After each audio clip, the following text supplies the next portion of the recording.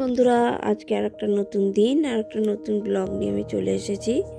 তো এখন প্রায় ওই 7:30 মতন বাজে। আর দেখুন রোদটা কিন্তু ভালোই উঠেছে, চড়া মানে 7টা বাজে তাই রোদ উঠে গেছে, কিন্তু এখনও শীতকাল কিন্তু রয়েছে, শীতকাল চলে যায়নি। আর এই দেখুন গাছপালাগুলোতে কি সুন্দর ফুল হয়েছে, কিন্তু আমাদের ছাদটা না খুব নোংরা হয়েছে। পাশে একটা গাছ আছে, মানে পাশের বাড়ির গাছ, সেই গাছে না এইরকম শীতের সময় না খুব পাতা ঝরে। তো এখান থেকে এই যে পুদিনা পাতা তুলছি। আর আজকে না সকাল সকালই সমস্ত কাজ হয়ে গেছে, মানে ঘর মোছা, কাচাকুচি করা, স্নান, মানে এই পার্টের কাজটা পুরো কমপ্লিট আজকে আমার। তখন দেখি ম্যাডাম কি করছে। তো ম্যাডামকেও আজকে একটু তাড়াতাড়ি, ম্যাডাম ঘুম থেকে উঠে গেছিলো, তো ও ওঠার পরে ওকে আমি দুধ সেরিকেও খাই দিয়েছি। দেখুন খাইয়ে দেওয়ার পরেই আবার ম্যাডাম ঘুমিয়ে পড়েছে। তো হাজব্যান্ড একটু গেছিলো বাজারে, তো বাজার থেকে আসার সময় সেই পিঠাই পরোটা হয় না, সেই পিঠাই পরোটা নিয়ে এসছে, তো সেটাই এখন খাবো। আর এই দেখুন ম্যাডামও উঠে গেছে, যে ওর পাপার আওয়াজ শুনেছে। তো এই যে ম্যাডামও এখন পিঠাই পরোটা খেতে বসেছে।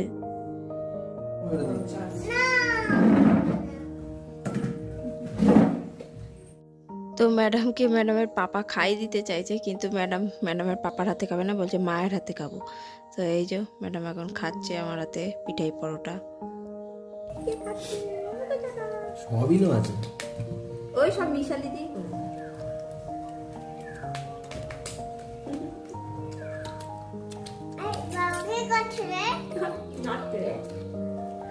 আর হাজব্যান্ড খেতে খেতে একটুখানি মজা করছে। আর পুকু বলছে পাপা কি করছে রে।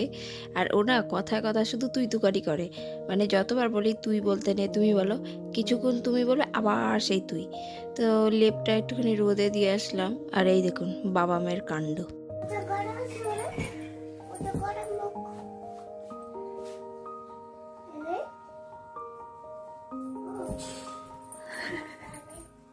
জল দিয়ে ধুয়ে দাও, জল দিয়ে ধুয়ে দাও। খাটটা হচ্ছে জল, মুখ মুছে দাও। ও খাটটা হচ্ছে সমুদ্র। না, ঠিক করে দাও, মেকআপ করে দাও। মেকআপ করাচ্ছে। ঠিক করে দাও সুন্দর করে। এ মা মুখে কেন। ঠিক করে দাও। তো অনেকক্ষণ পাপার মেয়ে মিলে খেললো। এবার খেলার পর হাজব্যান্ড বললো কি রান্না বাকি আছে আমি যাই একটু করে দিই, আর তোমার বাকি যদি কিছু কাজ থাকে সেগুলো করে নাও। তো আমি এখানে বিছানা গোছাচ্ছি, আর হাজব্যান্ড চলে গেছে রান্নাঘরে। আর এই দেখুন ম্যাডামের কাণ্ড, গায়ে কম্বল নিয়ে ঘুরছে।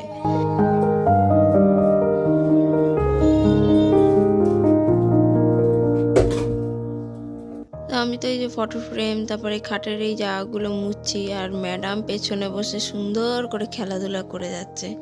তো এই যে হাজবেন্ড এইদিকে রান্না করছে। আমাকে যে খাটাই হবে, আহারে কি করত, এইভাবে আমাকে যে দিনরাত খাটায়, আমি আর বিয়ে করবো না। যাক সংসার আমি আর করবো না। যাক এই জিনিসটা যে মাথায় নেই, এটা আমার বাবার ভাগ্যের ভালো। তাহলে বুঝতে পারছেন বন্ধুরা, আপনারা আপনাদের বরকে এরকম ভাবে খাটাবেন, তাহলে দ্বিতীয় বিয়ে করা কি কোনো কিছু ভাবনা চিন্তাই আসবে না, কারণ নেড়া একবারই বেলতলায় যায়।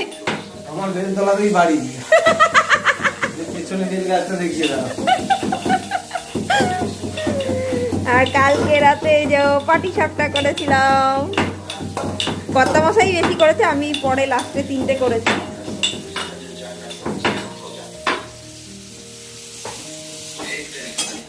তো হাজবেন্ড তো এদিকে রান্না করছে, তো আমি এদিকে আবার চলে এসেছি ঘরটা গুছিয়ে নেওয়ার জন্য। আর এই দেখুন হাজবেন্ড আবার রান্না করতে করতে এসে বলছে যে কি করছে পুকু। তো আমি বললাম এই যে পুকু খেলা করছে। তো ফার্নিচারগুলো এক এক করে সব মুছিয়ে নিলাম। আর এই যে হাজবেন্ড করেছে আলুর দম, আর আমি এখন করব হচ্ছে ভেজ পোলাও। তার জন্য এখানে সমস্ত সবজিগুলো কেটে নেব। আর চাল আগেই ধুয়ে আমি এই যে ভিজিয়ে রেখে দিয়েছিলাম। তো এখন চালের জলটা ফেলে দেব, ফেলে দিয়ে এবার চালটাকে ভালো করে ম্যারিনেট করব। তার জন্য আমি এখানে নিয়েছি একটা পাতিলেবু গোটা। তো পাতিলেবুর ভেতরের বীজগুলো ফেলে দিচ্ছি। আর এই দেখুন পাতালেবু আর লবণ, তারপর একটু হলুদ, একটু সর্ষের তেল, এই সমস্ত কিছু দিয়ে এবার ভালো করে চালটাকে ম্যারিনেট করে রাখবো ওই মোটামুটি 10 মিনিট মতো। আর এখন একটুখানি করে নিলাম এই মুসম্বি লেবুর রস। তো এখন পুকুকে খাইয়ে দেবো। আর এরকম রোদ থাকতে থাকতেই খাওয়াই ওকে, যাতে ঠান্ডা না লেগে যায়। কারণ বেলা করে খাওয়ালে সূর্যটা মানে অস্ত যাওয়ার ওই টাইমে খাওয়ালে বিকালে ঠান্ডা লেগে যেতে পারে। আর এই দেখুন ম্যাডাম একটু ফোন দেখছে। তো এই যে এখন সবজিগুলো সমস্ত কেটে নেব। আর আমি ভেজ পোলাওয়ে বেশি কিছু দিই না, ওই দিই গাজর, বিন, নর্মাল যেগুলো ফ্রাইড রাইসে দেয় না সেই সমস্ত জিনিসই আমি ব্যবহার করি ভেজ পোলাওতে। তো এখন এই গাজর কাটবো, তারপরে বিন, তারপরে ক্যাপসিকাম, এগুলো একে একে সব কেটে নেব।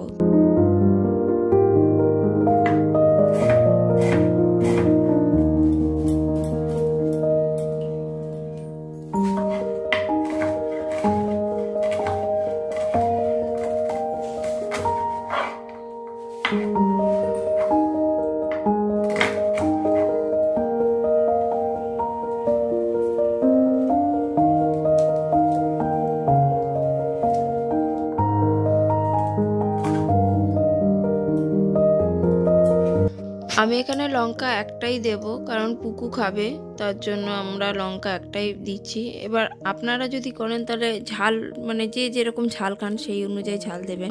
এছাড়া এখানে আমি আলু, টমেটো এগুলোও দেব, কারণ ভেজ পোলাওতে এগুলোও দেয়।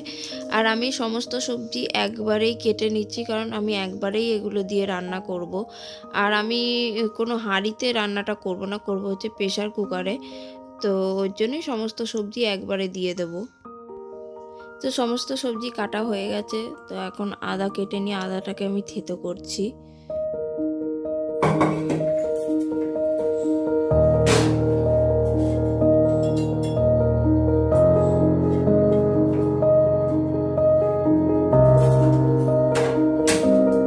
তো গ্যাসটাকে জ্বালিয়ে আমি প্রেসার কুকারটা গরম করতে বসিয়েছি। আর সেই ফাঁকে আমি এই কেটে রাখা সবজিগুলো সমস্ত ধুয়ে নিচ্ছি।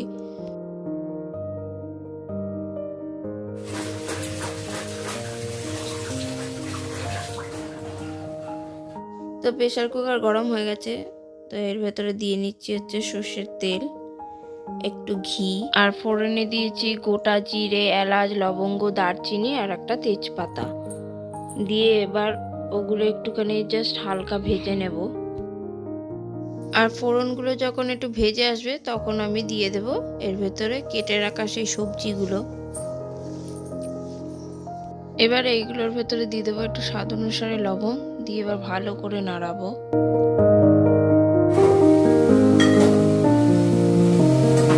আর এই সবজিগুলোকে ঢেকে ঢেকে ভাজবো, যাতে একটুখানি সেদ্ধ হালকা হয়ে যায় আর ভাজাটাও হয়ে যায়, তার জন্য ঢেকে ঢেকে ভাজবো।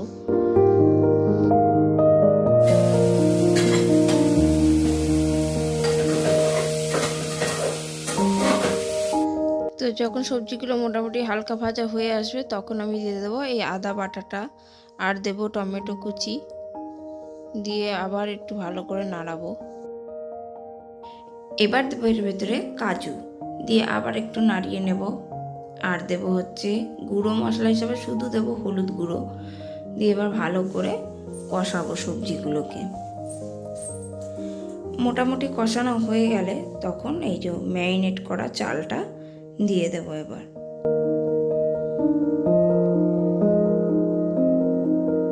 সমস্ত চালগুলো এখন দিয়ে দেব,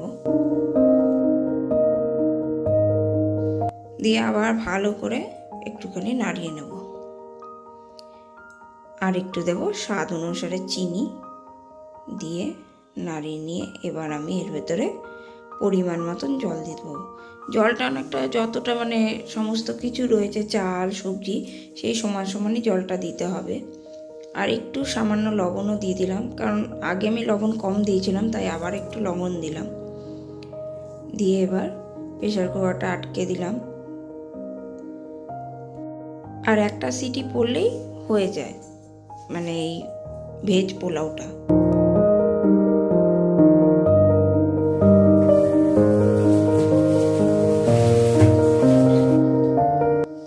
পোলাওটা হচ্ছে ততক্ষণ আমি একটু কয়েকটা বাসন ধুয়ে নিলাম, ধুয়ে নিয়ে এবার ভালো করে মুছে নিচ্ছি জায়গাটা। আর আমার তো এটা অভ্যাস, আর তো আগের ভিডিওতে আপনারা দেখেছেন যে আমি রান্না করি আর রান্নার জায়গাগুলো একটু মুছি, নাহলে আমার জলের মধ্যে কাজ করতে একদম ভালো লাগে না।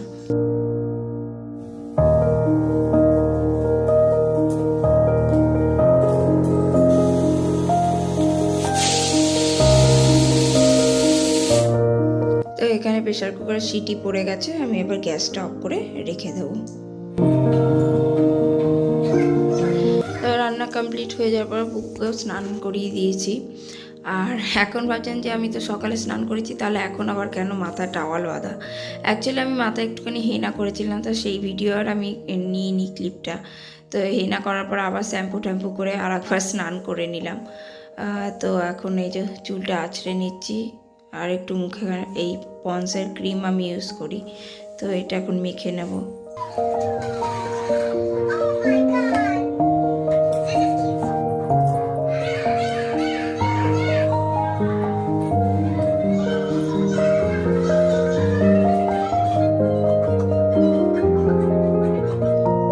তো এখন সিঁদুরটাও পরে নেব।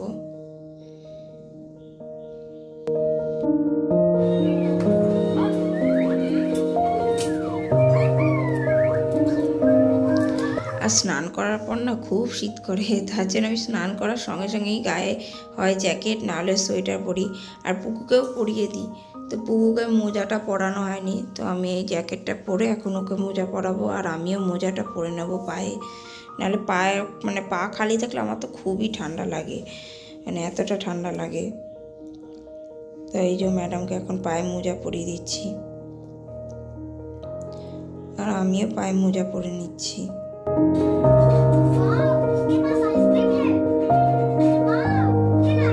তো এখন লাঞ্চের টাইমও হয়ে গেছে, তো আমি এখন এই যে জানলাটা বন্ধ করে এখন যাবো রান্নাঘরে।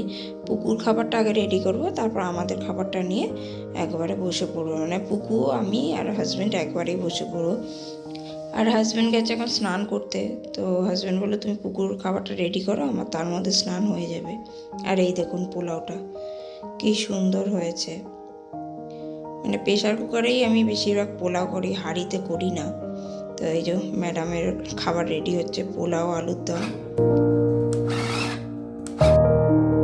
তো এই যে আমরা লাঞ্চ করতে বসে পড়েছি, আর আমাদের লাঞ্চের মেনু হচ্ছে ভেজ পোলাও আর আলুর দম।